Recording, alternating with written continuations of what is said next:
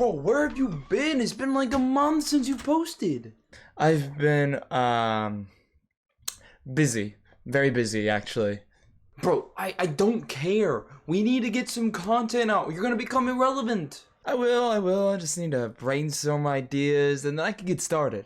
No, that's not good enough. Come here. Whoa. Maybe if I just hit you with this a couple times, we'll get some ideas. Oh, I can't get hit by that. That would hurt a lot, but what can I do to stop him? This'll work.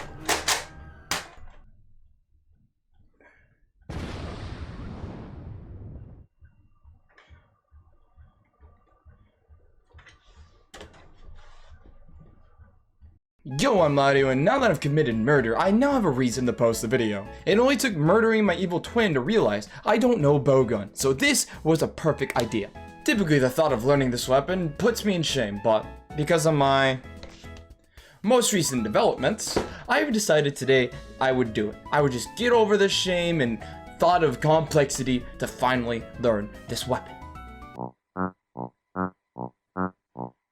The first thing one must do when learning a new weapon is make the weapon. After weighing up my choices, I figured a good gun to have would be the Anja Shot 4. Not only was it a fire elemental weapon, which made it great for Iceborne, it was also made from the materials of my nemesis, Anjanath. This meant for a decent chunk of time, I got to bully Anjanath over and over and over again. Unfortunately for me, my luck was pretty low, so despite busting all over Anjanath's face with a multiple of discharges, I was hardly getting any hard fangs from the high rank Anjanath. By the time I had gotten the Anja Shot 3, I decided I just wanted to go ahead and start testing out the Light Bowgun. Now, my first ever bowgun hunt was upon us. I, of course, was fighting Anjanath. And as the quest began, I had forgotten to start the recording. So I missed the first few seconds of the quest, though this didn't actually matter, I just wanted to say it. What is important, however, is the fact that the bowgun is kind of weird. I hadn't read any type of guide or anything, so everything was kind of foreign to me. I knew about critical distance because of the bow mechanic, but other than that, that's all I really knew. I wasn't really sure how to maximize damage, what ammo types were good, nor really how to use the wyvern shot, so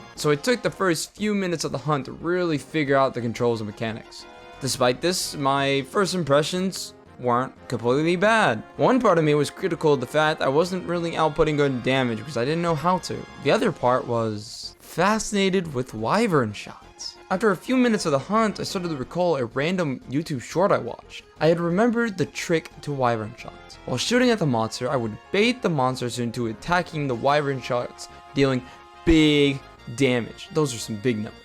I also figured that hoarding them wasn't good either, since there was a cap amount to the amount you could have, and they only reloaded when you weren't at max. Using one or two kinda well multiple times was better than using all three at once very well. And funny enough, this is something I actually learned from League of Legends. Other than that, it took much too long to finish off this Anjanath, and I ended up returning from the quest. I immediately knew what my issue would be during this run: learning how to actually do damage. I couldn't grasp how to do solid damage with this weapon. The numbers seemed very, very low, and it didn't feel like the rate of damage was high enough to compensate. But I'm not one to quit, so I decided to face off against Lagana to try and capitalize on the flaming ammo. And once again, I forgot to record the beginning of this fight. During this fight, I began the limit test. I wanted to learn how to output a higher level of damage, so I tried on multiple things. Whether it was different ammo types, distance, positioning, or other factors, I just looked to adjust them where I could to see what did the most damage. It was by the end of this 32-minute hunt I really started to figure things out. Pure shots and spread shots were really nice in their ideal setting, and everything else was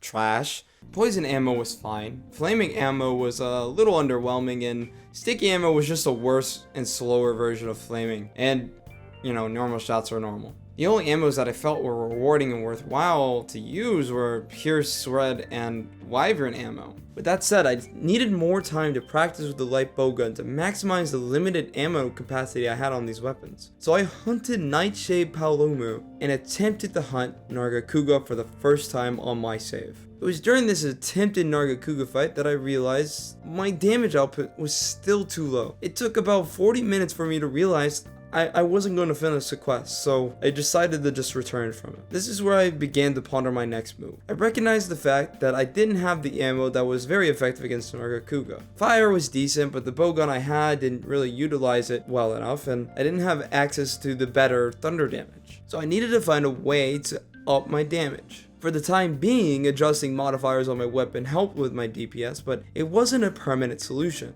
So I began to search the armory for a suitable replacement. I wanted something similar to what I had now, but I also wanted the access to thunder ammo. That's when it hit me. I could just hunt my nemesis again. Vulgar Anjanath was now my target. By using its material, I could obtain thunder ammo needed to better take down Nargacuga. Unfortunately, I only had 3-star Master Rank quest unlocked at this point, so I couldn't hunt Vulgar Anjanath directly. So ultimately, when I started hunting Anjanath once more, I had to use expeditions, which meant I got less rewards, which meant it was going to take more time. And despite definitely being under-equipped, fighting Vulgar Anjanath turned out to be pretty easy. I mean, it's just Anjanath. I've fought him plenty of times. I've got this down in the books. And after I hunted Vulgar Anjanath, a couple dozen times, I wrote down my first and only note for the video. I was only missing one material, and the likelihood of me getting this material from an expedition hunt was nearly zero. So I cut my losses and took the experience I had gained while fighting all these Anjanaths and used it to take on Nargacuga.